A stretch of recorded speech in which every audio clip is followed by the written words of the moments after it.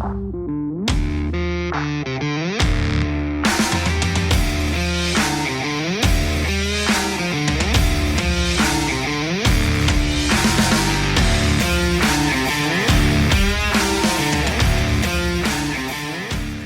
guys, it's Junior. Welcome back to my channel here at Horsepower Warehouse. I'm going to show you guys yet another new addition to the fleet today, and please stay tuned to the end because we are going to do a shop update as well. I'm going to show you guys where we're at with all of these complete frame off restorations that we're doing.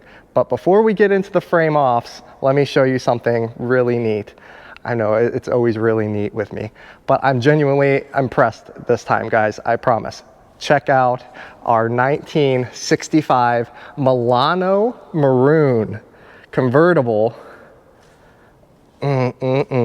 So as we get around to the front, this is no standard convertible. This is of course a 365 horse solid lifter. It's got the big boy motor. As you can see under here, we have aftermarket air conditioning that was really nicely installed. This car is representative of something that I really love with these Corvettes. If you guys are familiar with my channel, welcome back. Thank you for joining me yet again. You guys know I love to build these cars better than they came from the factory. So what I have always done with all of my own cars, now all of my own builds, how we do our complete frame off restorations, I reference the NCRS manuals, the Bloomington Gold, all of the reference manuals front to back. I've read, I know all that information, and I use that as a reference, but not so much as a guide for how to restore these. I always go a little bit better on my restorations. I like better paints. I like powder coat. I like stainless steel lines. I like, better brake pads. There's so many things that you could do on these cars to make them a better driver. That's not necessarily correct, but it's definitely an improvement. There is no arguing about that. This car is representative of when you build a car, you want it to be correct. You want it to be an homage to a 60s Corvette, but you want to do pretty much all of the available upgrades. Now, looking at this top, for instance, these came with a vinyl top. This is Stay Fast cloth. This is a real expensive top. It's a premium fabric. It's not vinyl like the standard would be. Just a good example of an upgrade. Another one, this aftermarket air conditioning. I believe this is a classic auto air kit. Really nicely installed. I can appreciate how they didn't drill the radiator support to install it, so everything can be completely uninstalled, but he wanted to drive it here in South Florida. It blows ice cold. Well done. You can see as we work our way to the inside, this was a 4-speed car, and it does come with the factory 4-speed transmission, but hiding under there is a Tremec 5-speed, believe it or not. And I'm going to show you guys the bottom of the car, so we'll get to that in a second. And I'll also go to the additional upgrades that are going on underneath there. But before we get to that, I just want to do a quick walk around and show you guys the paint. I don't think I've shown you a Milano Maroon on this channel yet. Now, you guys have seen my 67 Marlboro Maroon. You can see her resting on the lift over there. It's a pretty similar color. This Milano is, I think, a little bit deeper, and it has like a silver, really fine metallic. You can't see it unless you really get it in the sun or you're up on it super close in person. You guys probably aren't going to be able to pick up on the metallic in the paint here, but I promise you it does have a really, really light silver metallic.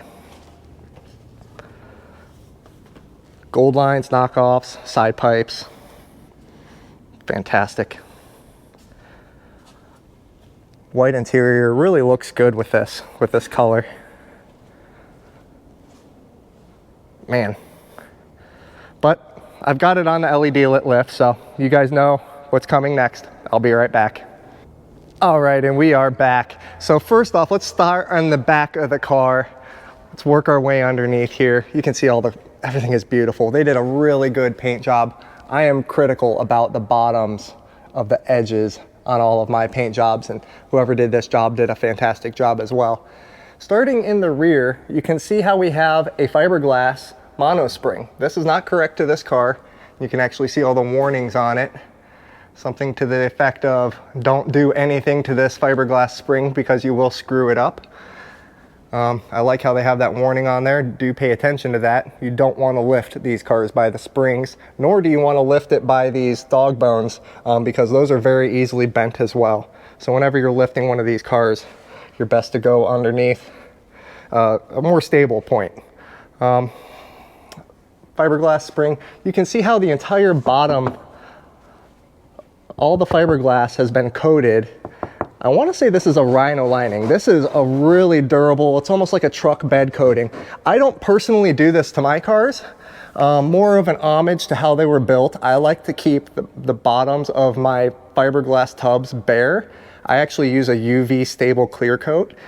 The reason that they did this, I can appreciate it, I don't do it on my cars. They wanted it so that way when you're going over road and anything kicks up, you know, rocks or anything, it doesn't think, think, think, you'll hear it, you know, on the bottom of the car. Whereas when you have a coating like this, it really deadens it.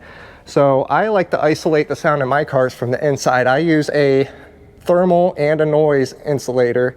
There's two different products that I use on top of each other to kind of an acoustical and thermal barrier. That's what this is for. I'm sure it does a fantastic job. It actually looks pretty good. I like how they powder coated the chassis. You can see the Tremec 5-speed transmission here.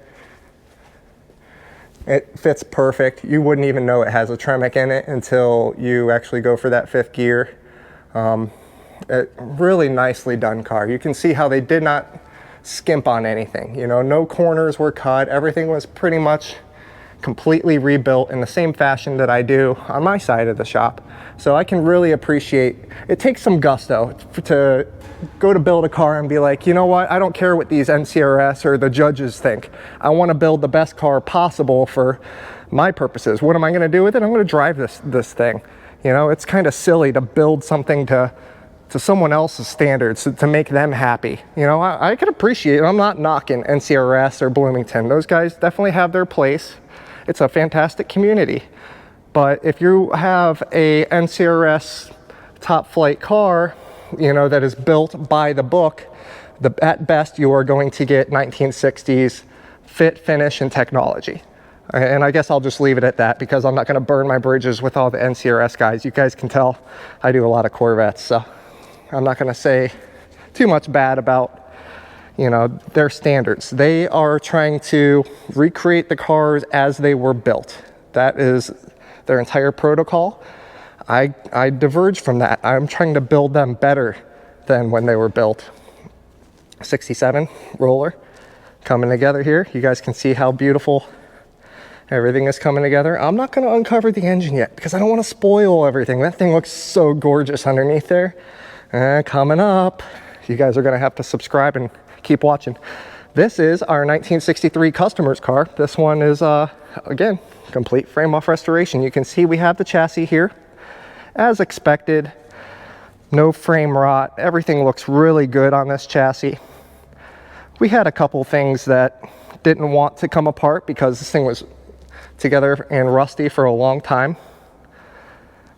Just little things, like for instance the radiator support. The tab here broke off, so I'm going to repair this radiator support, and then we're going to have it powder coated with the rest of the parts group. You can see this is a parts group that's back from powder coat. That's partial, of course. That's probably a third of what it takes to build a car, but let's go underneath the body here, and I want to show you guys what we're working with here, because you're going to see it when I'm done and it's going to look beautiful, and you won't believe me that it looked like what it does now unless I show you.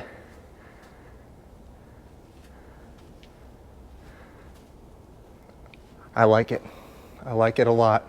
This car's going to come out gorgeous. Yeah. And this guy is my ideal customer. He wants to build the car as I would have built it if I owned it anyhow. And that's my ideal scenario here, guys. That's kind of why I feel out my potential clients so much is, you know, I want to make sure they're on the same wavelength as I am. You know, I can build an NCRS perfect car, but I don't see the purpose of that. I mean, I see the purpose in it, but I don't love it. I'd rather build something better. I'd rather build something that drives better, that will look better for years and years, a more durable product. You know, I just don't get going this far with it just to make it, you know, correct. I want it to be the best it can be. You can see our 65. This is a 350 horse car. This thing is coming out gorgeous as well. I probably should have covered this motor and teased you guys with both of them, but yeah, I guess I'll show you something. This thing is incredible. So these two are going to be the next coming together. You can see our Marlboro 67 here. This is week 2 on this lift. So we do spend a considerable amount of time stripping the bottoms of these cars. Now he's not consecutively 2 weeks on this, but that's how long it's taken us to get it done, because we've got so many different projects going through here that we're kind of bouncing around. I have a systematic way of approaching all of my frame off restorations, so that nothing really stops around here. Everything, all the balls keep rolling. In terms of my estimates and how long it's going to take a car to get done, my side of the shop, it's always on point. The only things that really hold me up here is paint. And I say paint will hold you up because a lot of the times we don't get cars that are stripped down like this, the bare glass, where my painter can just look at it and go, oh, okay, great. I can literally see the work that I need to do. A lot of them, now this one doesn't need painted, this one was just painted, but it comes with color on it. You cannot see what's underneath the base. So when you get to stripping it down, you know, that's when you can find surprises. This is an ideal situation. My painter Josh looked at this and he went, oh boy. And he was like licking his chops on this one.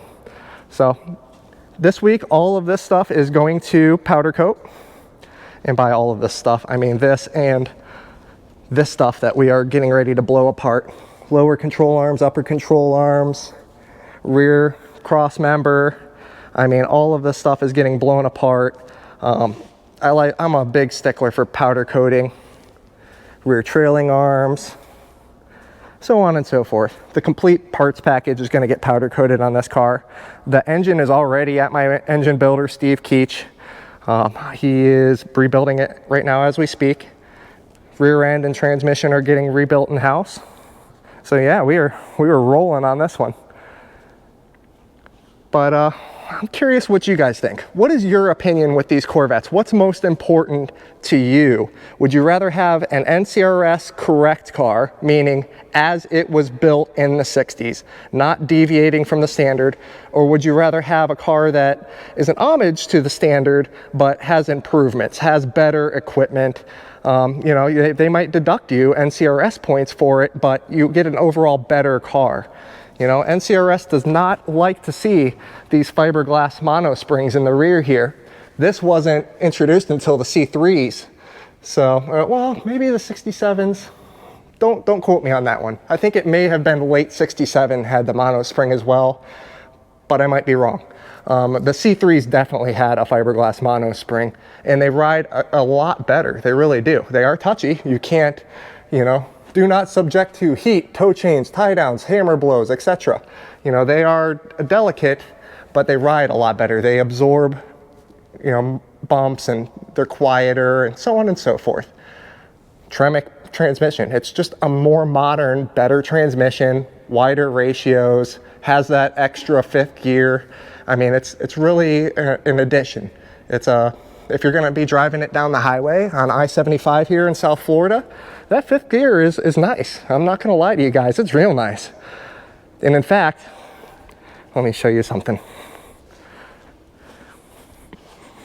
Just so I'm not trying to sell you guys on something that I don't personally endorse, I actually bought one of those transmissions and the car sold before I had the chance to even have it installed or install it myself. Check it out, Silver Sport Tremec.